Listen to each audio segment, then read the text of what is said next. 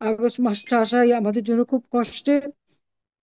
সেই 5ই August, 15ই August, 21শে August, প্রতিদিন প্রতি মুহূর্ত একটা পর একটা ঘটনা। অবৈধভাবে ক্ষমতা দখল, এই আগস্ট মাসেই কিন্তু ক্ষমতা দখল করেছিল। আবার এবারও সেই একই আগস্ট মাসেই ক্ষমতা দখল করলো ইউনূস। তার পরিণতিও হবে ভয়াবহ, পালাবারও পথ পাবে না। এই বাংলার মাটিতে জনগণের এই রক্ত নিয়ে হোলি খেলা, তার বিচার হবে। দায় মুক্তি দিয়ে মুক্তি পাবে না।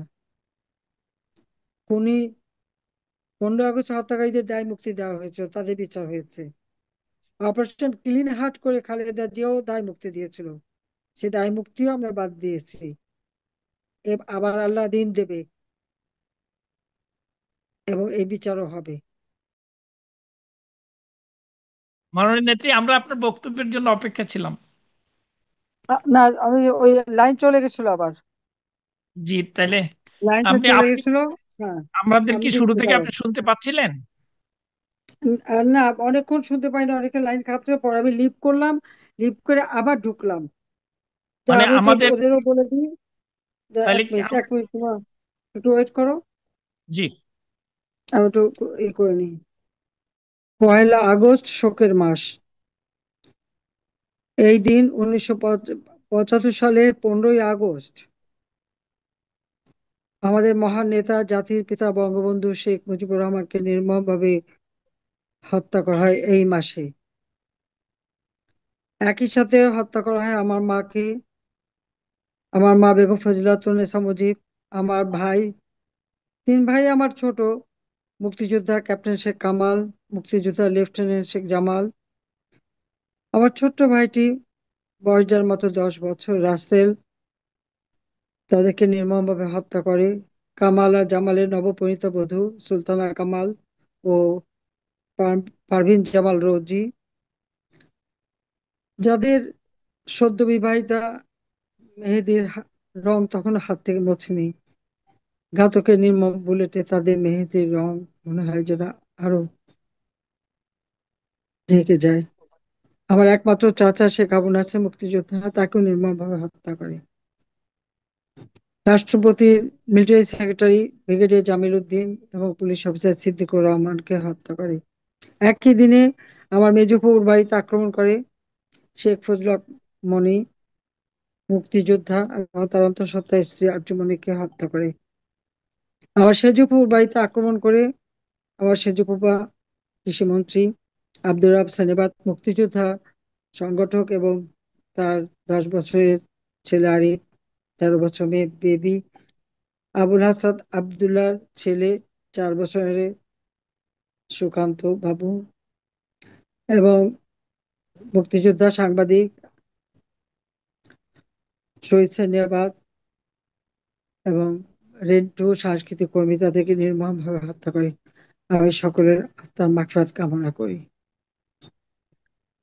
ওই দিনটায় আমরা ছিলাম না, আমি আর রেহানা বিদেশে ছিলাম, আমরা বেঁচে গিয়েছিলাম, কিন্তু আমাদের ওই বাচ্চাটা ছিল মৃত্যু থেকেও কঠিন।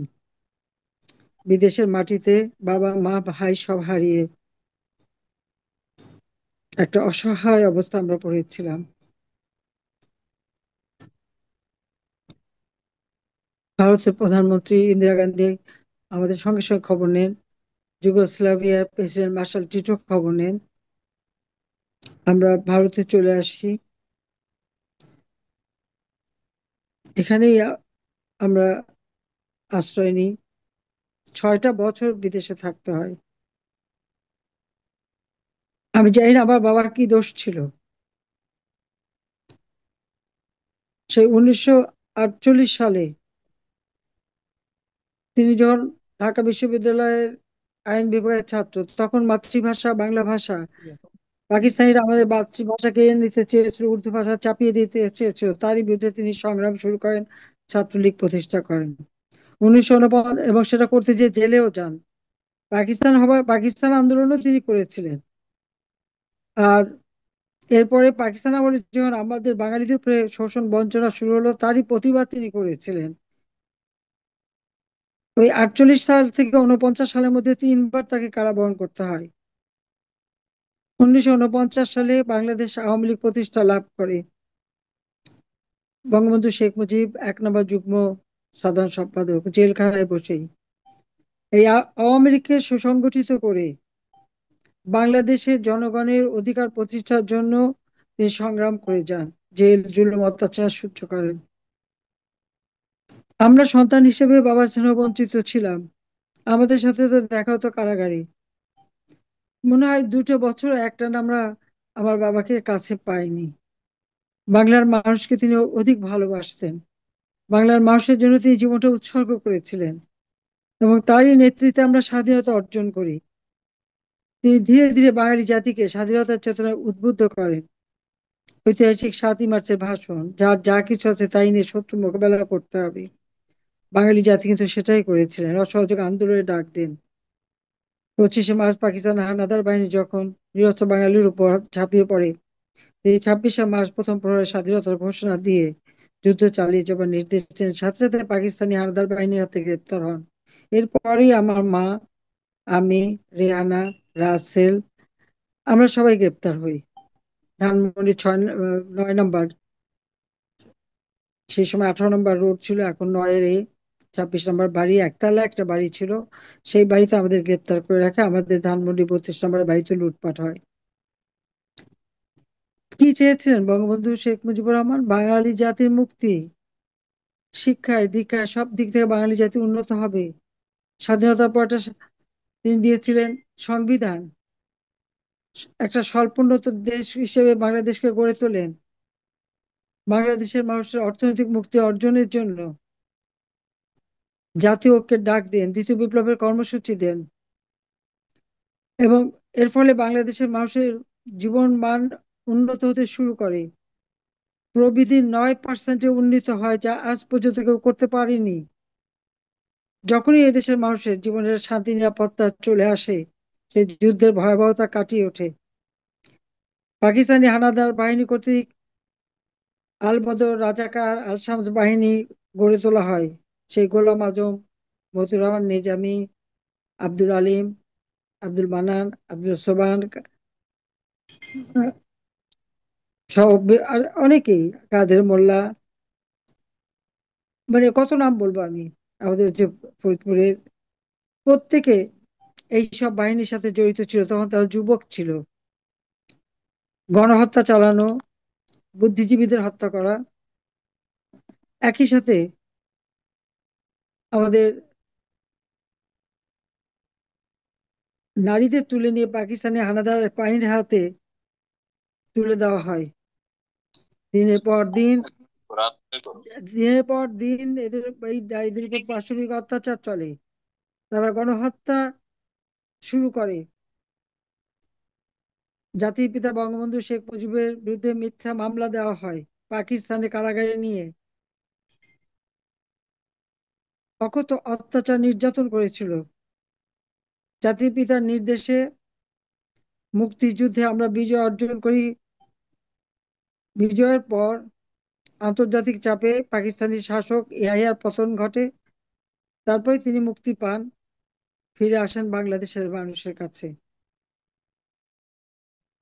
10ই জানুয়ারি 72 সালে তিনি বাংলার মাটিতে ফিরে এসে বাংলাদেশ কিভাবে চলবে, সকলের সাথে বন্ধুত্ব, কারোর সাথে বৈরিতা নয়, বাংলাদেশের মানুষের অন্ন, বস্ত্র, বাসস্থান, চিকিৎসা, শিক্ষার ব্যবস্থা করে উন্নত একটি বাংলাদেশ গড়ে তুলবেন। এবং বাংলাদেশ মহান মুক্তিযুদ্ধে যারা আমাদের সহায়তা করেছে প্রত্যেকের প্রতি কৃতজ্ঞতা জানান। সকল শহীদের প্রতি তিনি তার শ্রদ্ধা জ্ঞাপন করেন। নির্যাতিত মা বোনদের চিকিৎসার ব্যবস্থা করেন, আহত মুক্তিযোদ্ধাদের চিকিৎসার ব্যবস্থা করেন, প্রতিটি শহীদ পরিবারকে আর্থিক সহায়তা করেন। প্রায় 3 কোটি মানুষ গৃহহারা। প্রত্যেকটা মানুষের ঘর বাড়ি তৈরি করা থেকে শুরু করে স্কুল, কলেজ, মসজিদ, মাদ্রাসা, মন্দির, পেগোডা, গির্জা, যা কিছু ধ্বংস ছিল একে একে সব মেরামত করে দিয়ে রাস্তাঘাট, পুল, ব্রিজ, রেল ব্রিজ সবকিছু মেরামত করেন। এয়ারপোর্ট পর্যন্ত ভাঙা অবস্থা ছিল, সেটাও মেরামত করেন। মাত্র 3 বছর 7 মাস। কারেন্সি নোট ছিল না, রিজার্ভ মানি ছিল না। এই মুক্তিযুদ্ধ চলাকালীন সময় কোনো ফসল হয়নি, শূন্য হাতে যাত্রা শুরু করে একটি দেশকে তিনি গড়ে তুলে যখন মানুষের জীবনে স্বস্তি ফিরে আসে, শান্তি ফিরে আসে, আর তখনই এই হত্যাকাণ্ড ঘটে। বঙ্গবন্ধু শেখ মুজিবকে হত্যার পর বাঙালি কি পেয়েছে? প্রতিনিয়ত সেনাবাহিনীতে কু হতো, আর অগণিত সেনা অফিসার এবং সৈনিকদের হত্যা করা হয়েছে। নাহলে 2000-এর মতো সৈনিককে এবং হাজার হাজার অফিসারকে হত্যা করা হয়েছে। 18-19টা কু হয়। এমনকি বিমান বাহিনীর সেখানেও যখন কু হয়, 565 জন বিমান বাহিনীর অফিসার এবং সৈনিক এবং অন্যান্যদের হত্যা করা হয়।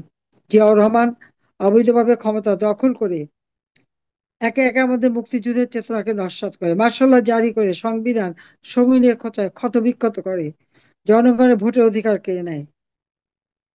জনগণ ভোট দিতে পারতো না, কিন্তু 110% ভোট পড়তো। এটাই ছিল জিয়াউর রহমানের রীতি। হ্যাঁ না ভোট, রাষ্ট্রপতি ভোট, সংসদ, জাতীয় সংসদ ভোট, নতুন দল করে ক্ষমতা এসে অবৈধ ক্ষমতা বৈধ করার প্রক্রিয়া শুরু করে।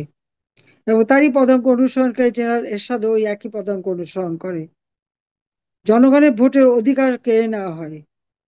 6 বছর পর আমি আওয়ামী লীগ আমাকে সভাপতি নির্বাচিত করলে আমি বাংলাদেশে ফিরে আসি এমন একটা জায়গায় যেখানে আমার বাবা মা ভাইদেরকে যারা হত্যা করেছে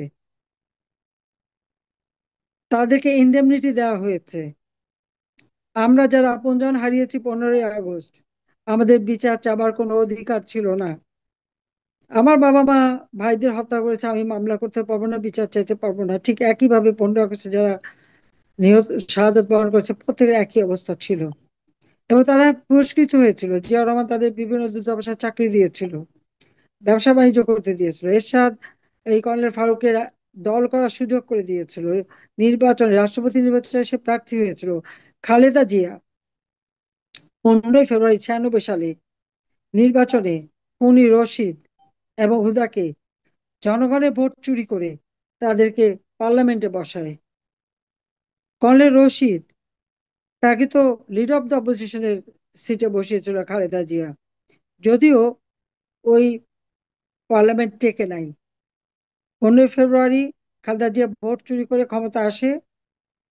জনগণের ভোট চুরি করায় জনগণ যে আন্দোলন করেছিল, আন্দোলনের মুখে 30শে মার্চ খালেদা জিয়া পদত্যাগে বাধ্য হয়।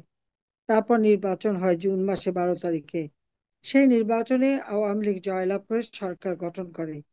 আওয়ামী লীগের একমাত্র সরকার, নির্বাচিত সরকার, 5 বছর সময় আমরা অতিক্রম করে শান্তিপূর্ণভাবে ক্ষমতা হস্তান্তর করি।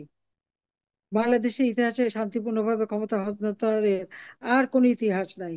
একমাত্র আওয়ামী লীগ যখন ক্ষমতায় ছিল তখনই তখনই ক্ষমতা হস্তান্তর শান্তিপূর্ণভাবে হয়েছে 2001-এ। কিন্তু 1 অক্টোবরের নির্বাচনের সময় থেকে যে অত্যাচার নির্যাতন এই বিএনপি জামাত জোট ক্ষমতায় এসে আমাদের উপরে চালাতে থাকে, সেটা মানে ভাষায় বর্ণনা করা যায় না।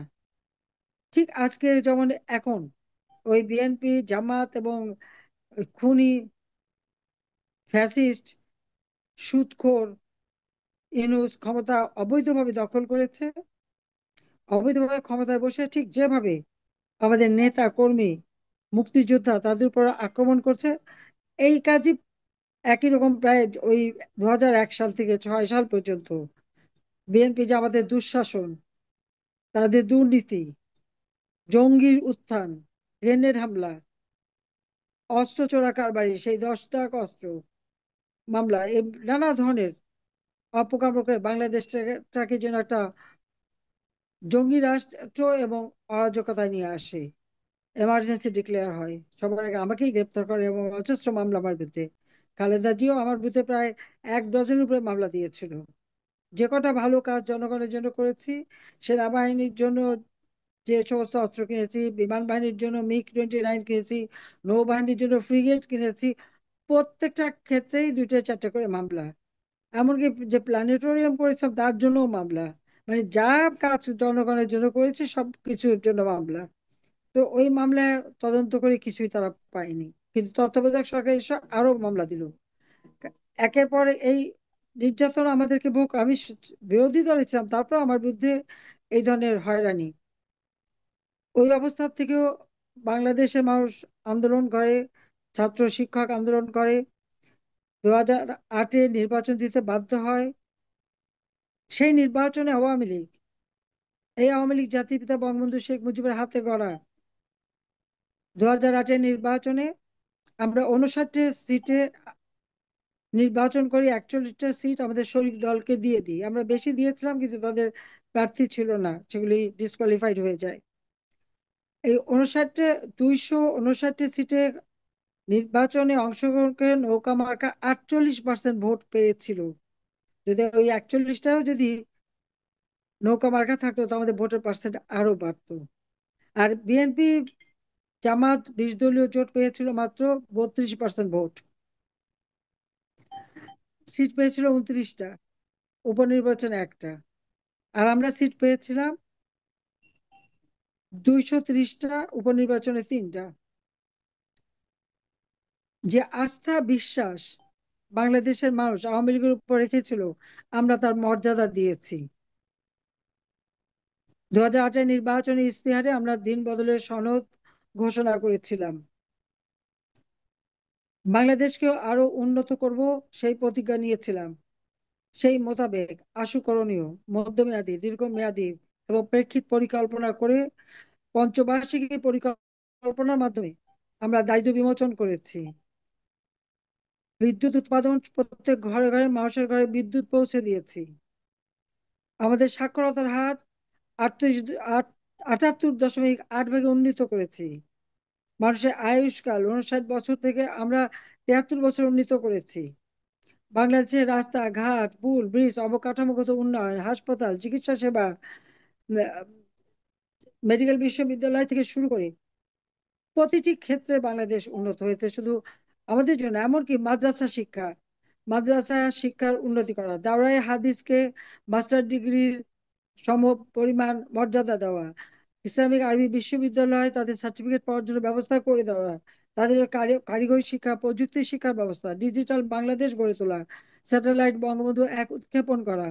বাংলাদেশের উন্নয়নের ফলে বাংলাদেশ দক্ষিণ এশিয়ায় অর্থনৈতিকভাবে দ্বিতীয় স্থানে শক্তিশালী অর্থনীতি দেশ হিসেবে মর্যাদা পায়। এশিয়াতে 9ম স্থান, সারা বিশ্বে 35তম স্থান। কোভিডের ঠিক আগে আমাদের 30তম ছিল, আমরা আরো অর্জন করতে পেরেছিলাম, কিন্তু কোভিড এবং স্যাংশনের কারণে 35তম স্থান আমরা অধিকার করি। যখনই বাংলাদেশ এই উন্নয়নের পথে এগিয়ে যায়, তখনই কিন্তু এই আগস্ট মাস আগস্ট মাস 2024 সাল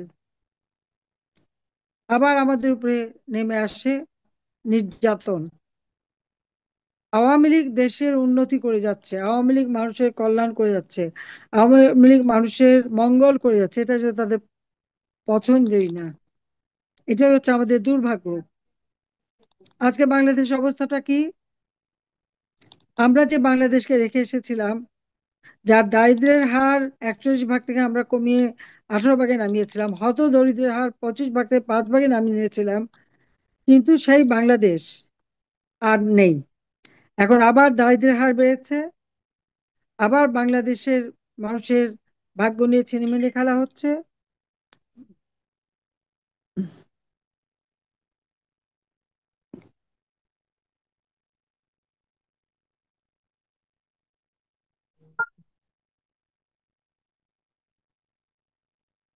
আবার বাংলাদেশকে নিয়ে যে খেলা চলছে, এখন বাংলাদেশ হয়ে গেছে জঙ্গিদের দেশ, সন্ত্রাসের দেশ। কোনো মানুষের জীবনে নিরাপত্তা নাই, কোনো মানুষ শান্তিতে ঘরে থাকতে পারে না, যখন তখন যা যে কোনো ঘরে যে আক্রমণ করতে পারে, মানুষ হত্যা করতে পারে। এই যে আজকে আমরা এখানে 15ই জুলাই 2024 সাল থেকে যেভাবে পুলিশ হত্যা, আওয়ামী লীগ নেতাকর্মী হত্যা, সাংবাদিক হত্যা, আইনজীবী, পেশাজীবী, একদিকে তাদের উপর আক্রমণ, অপরদিকে মানে হত্যা শুধু না, 460টা পুলিশ থানা এবং কেন্দ্র পুড়িয়ে দেওয়া হয়েছে, সেখানে পুলিশ ভিতরে থাকা অবস্থায় তাদের পিটিয়ে পিটিয়ে হত্যা করা হয়েছে। মেট্রো রেল, বিটিভি ভবন, বিআরটিসি ভবন, দুর্যোগ মোকাবেলা দুর্যোগ মন্ত্রণালয় ভবন, সেতু ভবন, সড়ক ভবন, সব জায়গায় আগুন। বিটিআরসি ভবন সব আগুন দিয়ে পোড়ানো, একটা ধ্বংস যজ্ঞ শুরু করলো। সব থেকে দুর্ভাগ্যের বিষয়, যারা এই ঘটনার সঙ্গে জড়িত তারা সমন্বয়ক, তারা নাকি ছাত্র। প্রত্যেকটা এমপি হোস্টেলে যে তারা লুটপাট করলো, মন্ত্রীর বাড়ি লুটপাট করলো, আগুন দিল, গণভবনে আগুন দিল, লুটপাট করলো, সংসদ ভবনে আক্রমণ করলো।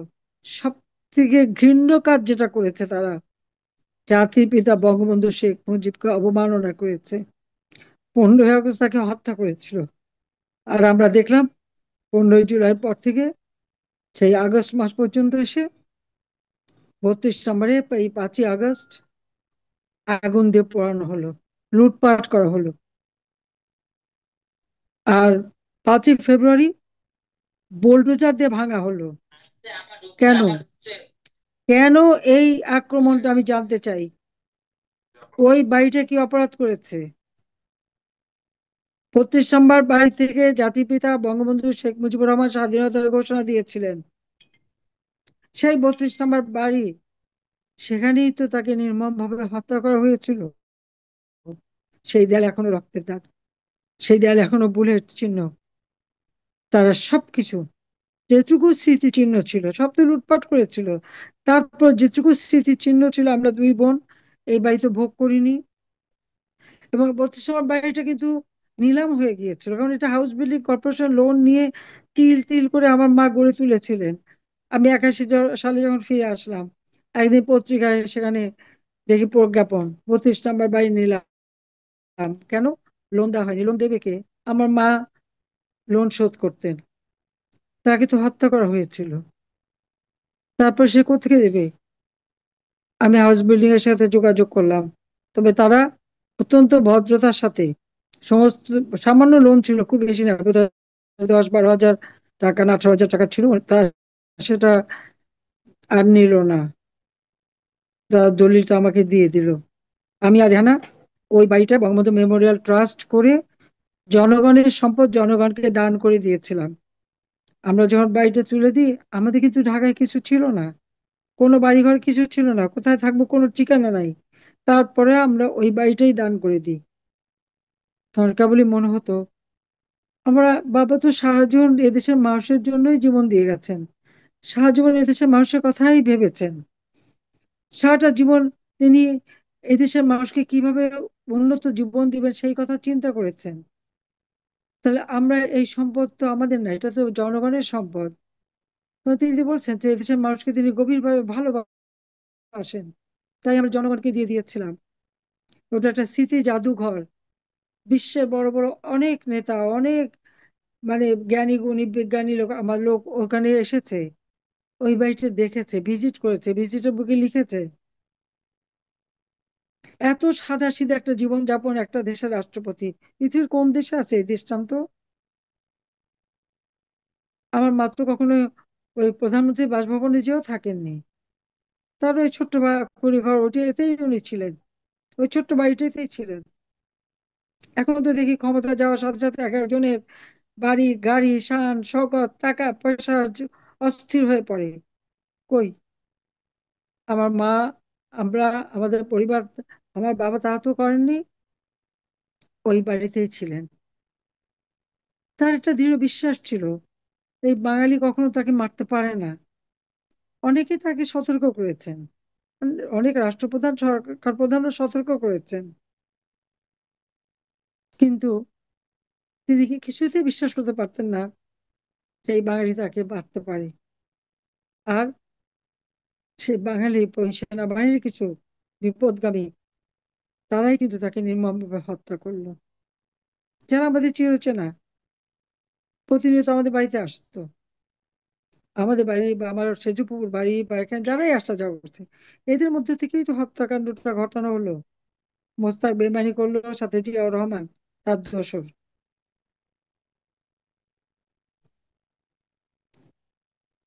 বাবা মা ভাই হারিয়েছি, বিচার চাবার অধিকার নাই, যুদ্ধ অপরাধী যারা মা বোনদেরকে পাকিস্তানি হানাদার বাহিনীর হাতে তুলে দিয়ে পাশবিক অত্যাচারের জন্য উপহার দিয়েছিল, গণহত্যা চালিয়েছিল, গ্রামের পর গ্রাম জ্বালিয়ে পুড়ে ছারখার করেছিল, সেই যুদ্ধাপরাধীদের বিচার পার্লামেন্টে আইন পাশ করে জাতিপিতা শুরু করেছিলেন অনেকেই সাজাপ্রাপ্ত আসামি। গোলাম আজম থেকে শুরু করে অনেকেই আবার পাকিস্তানি পাসপোর্ট নিয়ে পাকিস্তানি চলে গিয়েছিল, বাংলাদেশে তারা বিশ্বাস করতো না। সেই যারা পাকিস্তানে বিশ্বাস করতো, বাংলাদেশকে স্বাধীন বাংলাদেশ চাইতো না, জিয়া রহমান তাদেরকেই ফিরে নিয়ে আসে। তাদের মন্ত্রী, প্রধানমন্ত্রী, উপদেষ্টা, মন্ত্রীর মর্যাদা দেয়, আর খুনিদেরকে তো চাকরি দেয়। বাংলাদেশের মুক্তিযুদ্ধের চেতনা, স্বাধীনতার সব চেতনা একে একে মুছে ফেলার চেষ্টা করে। আমার প্রশ্ন যে জাতিপিতাকে হত্যা করে কি পেয়েছে দেশের মানুষ? একমাত্র আওয়ামী লীগ সরকারে আসলেই তো জাতির পিতার আদর্শ নিয়ে যখন আমরা দেশ পরিচালনা করি, তখনই তো মানুষের মুক্তি আসে, জীবন মান উন্নত হয়। আমি তো সেটা প্রমাণ করেছি প্রথম 5 বছর, তারপরে 2008 সালে নির্বাচনে জয়ী হয়ে এই 2024 সালের আগস্ট মাস পর্যন্ত এই বাংলাদেশ বিশ্বের কাছে উন্নয়নের রোল মডেল। বাংলাদেশ ছিল উন্নয়নের বিস্ময়, যে কোনো প্রবাসী বিদেশে গেলে সম্মান পেত, বাংলাদেশ শুনলে সকলে এটা সম্মান করত। আর সেই বাংলাদেশে একটি মানুষের ক্ষমতার লোভের আগুন জ্বলে যা একবার ছারখার, ক্ষমতার লোভের আগুন দিয়ে দেশটাকে ধ্বংস করে দিয়েছে। কেন? বাংলাদেশটাকে বিক্রি করবে, বিক্রি করেছে। আর কোথায়? সেন্ট মার্টিন দ্বীপে এখন আর আমাদের অধিকার নাই। যে সমুদ্র সীমা আইন জাতির পিতা করেছিলেন, জিয়াউর রহমান, এরশাদ, খালেদা জিয়া, কেউ কোনোদিন সমুদ্র সীমায় আমাদের যে অধিকার আছে সে কথা বলতেই সাহস পায়নি। আমি এসে এই সমুদ্র সীমায় আমাদের অধিকার প্রতিষ্ঠা করি। আমাদের স্থল সীমানা চুক্তি ভারতের সাথে, মুজিব ইন্দিরা চুক্তি, সেটা বাস্তবায়ন করে এই স্থল সীমানা চুক্তি এবং ছিটমহল বিনিময় করেছি শান্তিপূর্ণভাবে।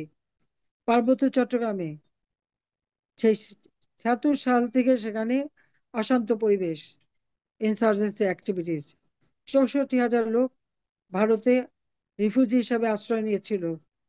আওয়ামী লীগ ক্ষমতা আসার পর আমি উদ্যোগ নিয়ে পার্বত্য চট্টগ্রাম শান্তি চুক্তি করি, সকল রিফিউজিদেরকে বাংলাদেশে ফিরিয়ে নিয়ে আসে, তাদের পুনর্বাসনের ব্যবস্থা করি। পার্বত্য চট্টগ্রামে ব্যাপক উন্নয়নের কাজ আমরা করেছি। একই দিনে 45টা ব্রিজ আমরা উদ্বোধন করেছি, রাস্তাঘাট করেছি, অর্থনৈতিক কর্মকাণ্ড বাড়িয়েছি, শিক্ষার ব্যবস্থা করেছি সারা বাংলাদেশেই। যেগুলি প্রত্যন্ত অঞ্চল সব জায়গায় আমরা সেইভাবে উন্নয়ন করেছি। অপরাধটা কি করলাম সেটাই তো আমি জানি না। হত্যাকাণ্ড ঘটালো 15ই জুলাই থেকে 2024 সালের এই সমন্বয়ক এবং যেটা ছিল আদতে ডক্টর মোহাম্মদ ইউনূসের মেটিকুলাস ডিজাইনের অংশ, মাস্টার মাইন্ড দিয়ে এই আন্দোলন গড়ে তুলে ছাত্রছাত্রীদের বিভ্রান্ত করে মিথ্যা অপপ্রচার আমাদের বিরুদ্ধে চালিয়ে মানুষের ভিতরে সন্দেহ ঢুকিয়ে দিয়ে এই আন্দোলন সে করেছে, যেটা ডক্টর ইউনূস নিজে স্বীকার করেছে, নিজেই বলেছে যে এখানে কোনো নেতাও ছিল না, কিছু ছিল না, এটা ছিল তার মেটিকুলাস ডিজাইনের অংশ। কিন্তু মামলাগুলি হয়েছে কার বিরুদ্ধে? আমাদের বিরুদ্ধে, আওয়ামী লীগের বিরুদ্ধে। সমন্বয়করা যেখানে স্বীকার করে তারা হত্যাকাণ্ড ঘটিয়েছে, কিন্তু সেই মামলা সবই আওয়ামী লীগের নেতাকর্মী আজকে আওয়ামী লীগের কর্মকাণ্ড নিষিদ্ধ করে। আওয়ামী লীগের অপরাধটা কি? গরিবের পেটে ভাত দিয়েছে, দারিদ্র বিমোচন করে দিয়েছে, গরিবের ঘরে এখন খাবার আছে, কুড়ে ঘর নাই, নিজের পক্ষে টিনের ঘর, পাকা কাঁচা পাকা ঘর, গরিব মানুষকে হাত পেতে হতে চায় না। 5 কোটি মানুষ দরিদ্র সীমা থেকে উপরে উঠে নিয়ে আসছিলাম আমি। 5 কোটি মানুষ দরিদ্র সীমা থেকে উপরে উঠে এসেছে। তাদের ক্ষুদ্র ঋণের ব্যবসায় ভাটা পড়েছিল, গরিবদের অল্প টাকা দেবে, মোটা অঙ্কের সুদ খাবে, তারা মাথার ঘাম পায়ে ফেলে যা উপার্জন করবে সবই ইউনুসের প্যাকেটে যাবে, পকেটে যাবে। সেটা বোধহয় কমে গেছিল, সেই জন্য আবার এদেশের মানুষকে দারিদ্র্যের নিচে নামিয়ে এনেছে, অতি দারিদ্র্যের নিচে নামিয়ে এনেছে।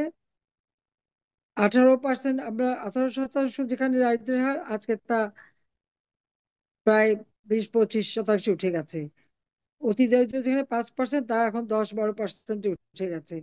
অর্থাৎ তার উন্নয়নটা হচ্ছে দারিদ্র্য বৃদ্ধি করা, হত্যা ষড়যন্ত্র অব্যাহত রাখা, মায়ের কোল খালি করা, সন্তানকে পিতৃহারা করা, পিতাকে সন্তান হারা করা, স্বামীর সামনে স্ত্রীকে ধর্ষণ করা, বাবাকে বেঁধে মেয়েকে ধর্ষণ করা, প্রতিনিয়ত বাড়িতে যে ধর্ষণ করবে কিন্তু কোনো কথা বলা যাবে না, নিউজ দেওয়া যাবে না। শিশু ধর্ষণ, নারী ধর্ষণ, নারীরা এখন ঘর থেকে বেরোতে পারে না। যারা আমার বিরুদ্ধে আন্দোলন করেছে তারাও এখন ঘর থেকে বেরোতে পারে না। এই তো বাংলাদেশের উন্নতি, এই তো বাংলাদেশের চেহারা। একটা মানুষের জীবনে কোনো নিরাপত্তা নাই, তার উপর একে একে সকলের চাকরি হারাচ্ছে, শিক্ষকদের লাঞ্ছিত করা হয়েছে, প্রধান বিচারপতি থেকে বিচারপতি, শিক্ষক, নির্বাচন কমিশন, মানবাধিকার কমিশন, সবকিছু শুধু ওই লাঠি সোঁটা অস্ত্র, রামদা চাপাতি নিয়ে যে, চাইনিজ করে নিয়ে যে সবাইকে ভয় দেখে দেখে সেখান থেকে বিতাড়িত করা, আর তাদের দলীয় লোক বসানো। বৈষম্য বিরোধী আন্দোলনে এখন চরম বৈষম্য সৃষ্টি করে বসে আছে ক্ষমতা ইউনূস। শেয়ার মার্কেটের টাকা উধাও, ব্যাংকের টাকা উধাও। যে প্রজেক্ট আমি 160 কোটি টাকায় করেছি, সেই প্রজেক্টে এখন 300 কোটি টাকায় দেওয়া হচ্ছে। এরকমও সমস্ত উন্নয়নের কাজ বন্ধ, শুধু কোথায় পয়সা আছে সেখানেই মানি লন্ডারিং করে যাচ্ছে। সুইস ব্যাংকে টাকার অঙ্ক বেড়ে গেছে। কার টাকা? অর্থনীতি ধ্বংস করেছে। সামাজিক সমস্ত কর্মসূচি বাতিল। ছাত্রছাত্রীদের বই জানুয়ারি মাসে আমরা দিতাম, 1লা জানুয়ারি সেটাও দিতে পারেনি, সেখানেও ব্যর্থ।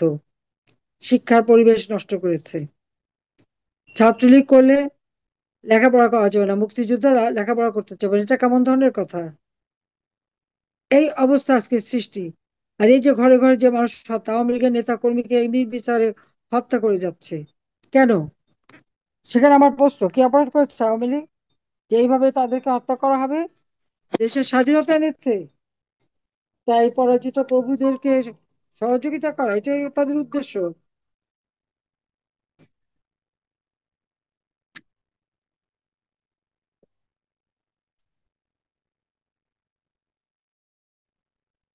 যে আমি এটুকুই বলবো, এই অন্যায়, এই অবিচার চলতে দেওয়া যায় না। সবাইকে ঐক্যবদ্ধ হতে হবে এই খুনি ইউনূসের বিরুদ্ধে। সবাইকে রুখে দাঁড়াতে হবে। আজকে আমাদের শ্রমিক, কৃষক, মেহনতি মানুষরা দারুণ কষ্টে আছে। কৃষকদের কৃষি উপকরণ আমরা সময় মতো দিতাম, প্রায় 2 কোটি কৃষক কৃষি উপকরণ কার্ড পেয়েছিল।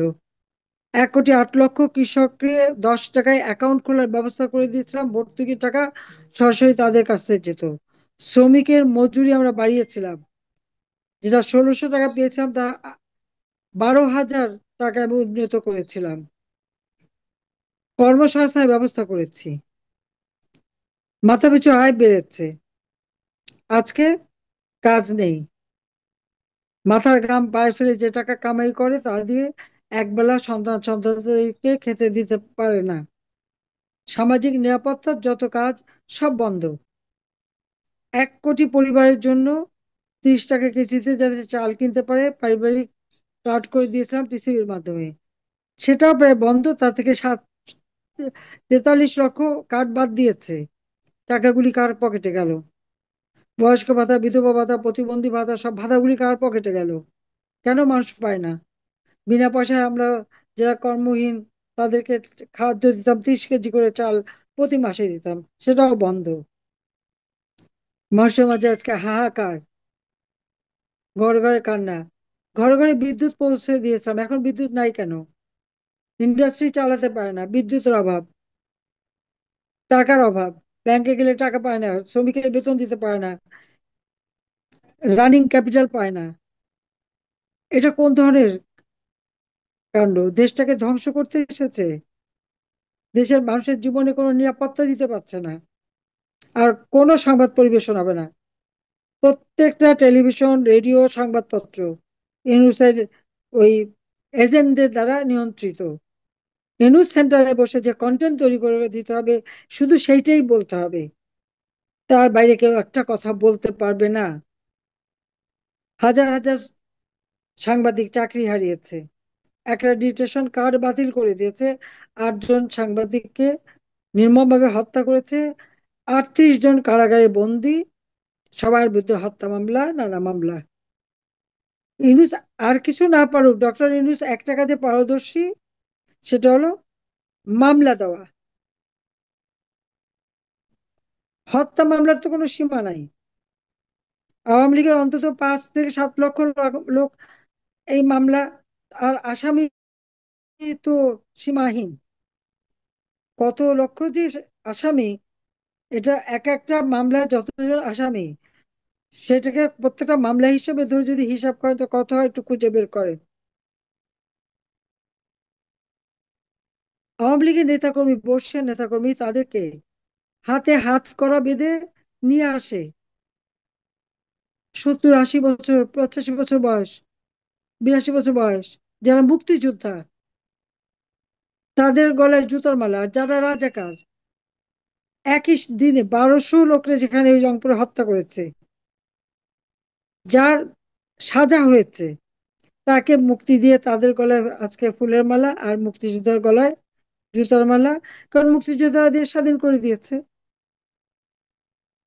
আর দেশ যদি স্বাধীন না হতো, তাহলে ওই সিভিল অফিসাররা ডেপুটি সেক্রেটারির উপরে উঠতে পারতো না, আর আর্মির মেজরের উপরে উঠতে পারতো না।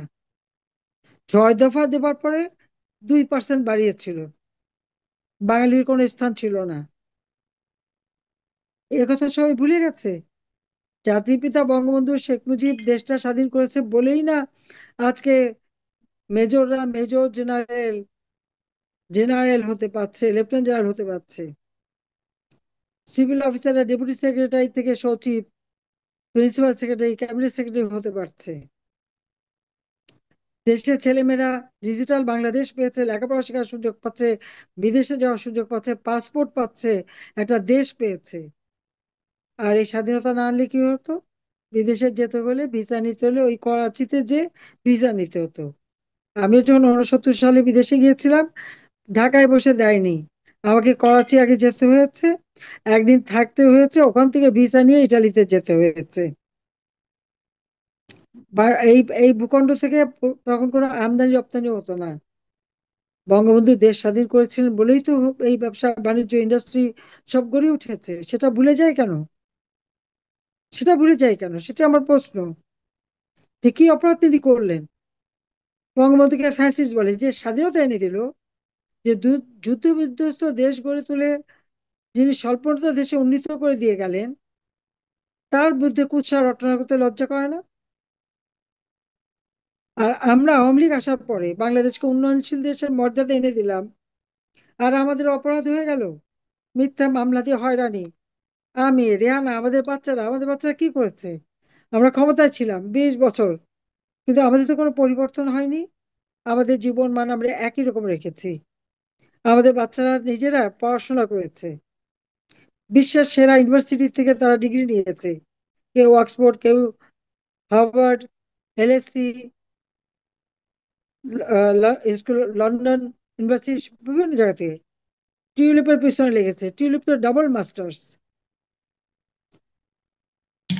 কিংস কলেজ থেকে একটা মাস্টার ডিগ্রি নিয়েছে, আবার লন্ডন ইউনিভার্সিটি থেকে মাস্টার ডিগ্রি নিয়েছে। 4 4 বেশ তার সে নির্বাচনে জয়ী, ব্রিটিশ মন্ত্রিসভার সদস্য হয়েছিল। ইনুস এত হিংসুট, ছোট বাচ্চা মেয়েটার সাথে সে হিংসা করে তার বিরুদ্ধে লাগলো। সে রিজাইন করে দিয়ে বলে যে তদন্ত করো। কি পেয়েছে? সাইমা ওয়াজেদ পুতুল, এই অটিস্টিক প্রতিবন্ধী বাংলাদেশে কয়টা মানুষ জানতো অটিস্টিক সম্পর্কে? বিশ্বব্যাপী সেই অটিজম সম্পর্কে মানুষকে সচেতন করেছে, জাতিসংঘে সে প্রস্তাব এনে পাশ করেছে, সে নিজে এখানে কাজ করেছে দিনের পর দিন। তারই ফলশ্রুতিতে আজকে ডব্লিউএইচও যে এই দক্ষিণ মানে হ্যাঁ সাউথ ইস্ট এশিয়ায়, এখানে এসে ডব্লিউএইচও ডাইরেক্টর হিসেবে ভোটে নির্বাচন করে ভোট পেয়ে তাকে পরীক্ষা দিতে হয়েছে, তার ইন্টারভিউ হয়েছে, ভাইবা হয়েছে, তারপর আবার ভোট হয়েছে 10টা দেশের ভোটের মধ্যে 8টা দেশের ভোট পেয়ে তারপর সেই চাকরিটা পেয়েছে ডক্টর ইউনূস। সেখানেও তার বিরুদ্ধে লেগেছে। কি হলো? 10 কাঠা জমি। আমাদের কি 10 কাঠা জমি পাওয়ার অধিকার কারো নাই? প্রত্যেকটা রাষ্ট্রপতির পরিবার কিন্তু সরকারি সুযোগ সুবিধা পায়। ওই রেহানা তো কিছু নেয়নি, আমরা তো কিছু নেইনি। রেহানাকে একটা বাড়ি দেওয়া হয়েছিল ধানমন্ডি 6 নম্বর রোডে। খালেদা জিয়া ক্ষমতায় এসেই ওই বাড়িতে যারা ছিল তাদের বিরুদ্ধে মামলা দিয়ে সরিয়ে দিয়ে সেখানে এসে ধানমন্ডি থানা স্থাপন করে, 6 নম্বর রোডে ধানমন্ডি থানা যেটা, ওই বাড়িটা। তখন রেহানা বলছে এই বাড়ি আর আমি নেব না, সে ওই বাড়িটা থানাকে লিখে দেয়, দান করে দিয়েছিল। বলছিল ঠিক আছে, খালেদা জিয়া করেছে এই থানা, এবং ওই থানাবাসী নিজে সিফনের শাড়ি পরে যে উদ্বোধন করে আসে, একটা প্রাইম মিনিস্টার একটা থানা উদ্বোধন করে, শুনেছেন কোনোদিন? কিন্তু সেটাও করেছিল। তখন রেহানা বলছে আমার দরকার নাই, সোজা ওই থানাকে সে বাড়িটা লিখে দিয়ে দিয়েছে, দান করে দিয়েছে। কোনো পয়সা নেই, পুরো দান করে দিয়েছে। কাজে আমরা জনগণের জন্যই কাজ করি, কিন্তু আমাদের অপরাধটা কি সেটাই জানলাম না। ছাত্ররা আন্দোলন করলো, সেখানে শুধু ছাত্ররা ছিল না, তারা বিভ্রান্ত হয়েছিল, এবং আরো অনেকে কি, আমি আমি থাকলে নাকি দেশের ভালো হবে না, খুব ভালো কথা। আমি তো লাশ ফেলে ক্ষমতায় থাকতে চাইনি, বাপ মা ভাই সব হারিয়ে নিঃস্ব হয়ে দেশের জন্য কাজ করেছি, দেশের উন্নতি করেছি। তাতে যদি তৃপ্তি না হয়, ঠিক আছে করো তোমরা, আমি সরে গেছি, ভালো কথা। এখন কি অবস্থা আছেন দেশে সবাই? আপনাদের ডক্টর ইনুস অর্থনীতিবিদ ক্ষমতায় এসে কি অর্থনীতির উন্নতিটা করেছে? কোথায় দেশটাকে নিয়ে গেছে? সমস্ত জঙ্গিদের মুক্তি দিয়েছে, আওয়ামী লীগ নেতা কর্মী গ্রেপ্তার। এই গতকালকে 1300 লোককে আওয়ামী লীগের নেতা কর্মীকে গ্রেপ্তার করেছে। সারা বাংলাদেশ থেকে কেউ ঘরে থাকতে পারছে না, গোপালগঞ্জের মতো জায়গায় হামলা করেছে। গোপালগঞ্জে দাঁড়িয়ে জাতির পিতা বঙ্গবন্ধু সম্পর্কে বাজে কথা বলবে, আর গোপালগঞ্জের মানুষ সেটা সহ্য করবে কেন? সেনাবাহিনী পাঠিয়ে তাদেরকে উদ্ধার করা হয়েছে, সরাসরি গুলি করে হত্যা করে সেখানে মানুষ হত্যা করা হয়েছে। একটা ছেলেকে গুলি করে আবার মাটিতে ফেলে সে বুট দিয়ে তার গলা পাড়িয়ে ধরে তাকে হত্যা করেছে। আমার আফসোস হয়, এই সেনাবাহিনীর জন্য এত উন্নয়ন করেছি, এত কাজ করেছি, আর তারা আজকে এইভাবে গোপালগঞ্জে যাওয়া মানুষকে হত্যা করলো। আর এই সমন্বয়করা যারা গালি দিয়েছিল তারা কোথায় পালালো? আমার কেনা সাজোয়া বাহিনী, সেই এপিসি, তার ভিতরে ঢুকে গুলি করতে করতে গোপালগঞ্জ থেকে বের হয়েছে। আবার দেখলাম সেনাবাহিনীর পক্ষ থেকে আইএসপিআর এর রিপোর্ট দিল যে সেনাবাহিনীকে একটা গুলিও করেনি, গুলি করে মানুষ মারেনি। বাংলাদেশ এখন ডিজিটাল বাংলাদেশ, সবার হাতে মোবাইল, স্যাটেলাইটের যুগ। সেপাহীরা গুলি করে না দেখে তার কমান্ডিং অফিসার যে তাদেরকে অকথ্য ভাষায় গালি দিয়ে বলতেছে গুলি কর, সরাসরি গুলি কর। এটা তো রেকর্ড, সব জায়গায় ছড়িয়ে গেছে, তারা ঢাকবে কি দিয়ে? কেন এই মিথ্যাচার করছে? সেটা আমার প্রশ্ন। কেন এই মিথ্যাচার করছে? সেনাবাহিনীর মান সম্মান জনগণের কাছে থাকে, আস্থা বিশ্বাস থাকে? আর যে সেনাবাহিনীর আস্থা বিশ্বাস থাকে না, দেশের স্বাধীনতা সার্বভৌমত্ব তারা কিভাবে রক্ষা করবে? ও তো সেন্ট মার্টিন দিয়ে দিয়েছে, করিডোর দিয়েছে, সমুদ্র সীমা দখল করে নিচ্ছে, রক্ষা করতে পারছে? মোটা অঙ্কের বাজেট আমি দিই, সিপাহীদের জন্য খাওয়া থাকার ডরমেটরি, জুনিয়র অফিসারদের জন্য ফ্ল্যাট নির্মাণ করে দেওয়া, তাদের প্রমোশনের জন্য নতুন নতুন সেনা ছাউনি তৈরি করে দেওয়া, আমি কি না করেছি? মাত্র 15-16 জন মাত্র 96 সালে এসে পেয়েছিলাম 12 থেকে 15 জন মেজর জেনারেল। আমি 58 জনে উন্নত করে তাদের প্রমোশনের ব্যবস্থা করে দিয়েছি। আজকে তারা গোপালগঞ্জের যে গণহত্যা চালাচ্ছে, বঙ্গবন্ধুর ভবন যখন স্মৃতি জাদুঘর ভাঙে, মূর্তির মতো সব দাঁড়িয়ে আছে। কি মানুষ আছে, মানুষ দেখে নাকি ভয় পায়? তো গোপালগঞ্জের মানুষ দেখে তো ভয় পেলেন না, তখন তো পাখির মতো গুলি করে হত্যা করা হলো প্রকাশ্য দিবালোকে। আর এখন যতই ঢাকার চেষ্টা করুক, জনগণের মন থেকে মুছবে না এটা, এটাও মাথায় রাখতে হবে। আওয়ামী লীগের উপরে যে জুলুম অত্যাচার, অপরাধ আওয়ামী লীগের কি? আওয়ামী লীগকে নিষিদ্ধ করে। ইউনূসের কোন অধিকার আছে আওয়ামী লীগকে নিষিদ্ধ করার? সে ক্ষমতায় কি জনগণের ম্যান্ডেট নিয়ে ভোটে এসেছে, না সংবিধান মোতাবেক এসেছে? সে তো এসেছে জবরদস্তি করে, ক্ষমতা দখল করে। সে কথা ভুলে যায় কেন? ডাকাতি করে ক্ষমতা নিয়েছে ডক্টর ইউনূস। সে ক্ষমতার ডাকাত, ক্ষমতা ডাকাতি করে পেয়েছে, সন্ত্রাসী জঙ্গি তাদেরকে দিয়ে, যারা এই দেশে সে হলি আর্টিজানের মতো সেখানে মানুষ খুন করা থেকে শুরু করে 21 আগস্ট গ্রেনেড হামলা, 10 টাকা অস্ত্র মামলা, দুর্নীতি, বিভিন্ন জঙ্গি তৎপরতায় যারা গ্রেপ্তার ছিল, সবাইকে ছেড়ে দিয়ে, খুনিদের ছেড়ে দিয়ে তাদের নিয়ে তার ক্ষমতার শক্তি। আর এই সমন্বয়করা, এরাই নাকি তার ক্ষমতা। এত অল্প সময়ের মধ্যে তারা এত শত শত কোটি টাকার মালিক হলো কিভাবে? একজন তো ধরা পড়লো, ওনার মাস্টার মাইন্ড, অস্ট্রেলিয়াতে ভাইয়ের কাছে 6 কোটি টাকা পাঠিয়ে বাইরের জেলে পাঠালো, দুবাইতে, কোথায় কোথায় হিসাব আছে, সব হিসাব আছে। সব হিসাব পাই পাই করে বাংলাদেশের জনগণ নেবে। যাক, আমি আর অনেক লম্বা বক্তব্য দিলাম। আগস্ট মাসটা আসাই আমাদের জন্য খুব কষ্টের। সেই 5ই আগস্ট, 15ই আগস্ট, 21শে আগস্ট, প্রতিদিন প্রতি মুহূর্ত একটা পর একটা ঘটনা, অবৈধভাবে ক্ষমতা দখল।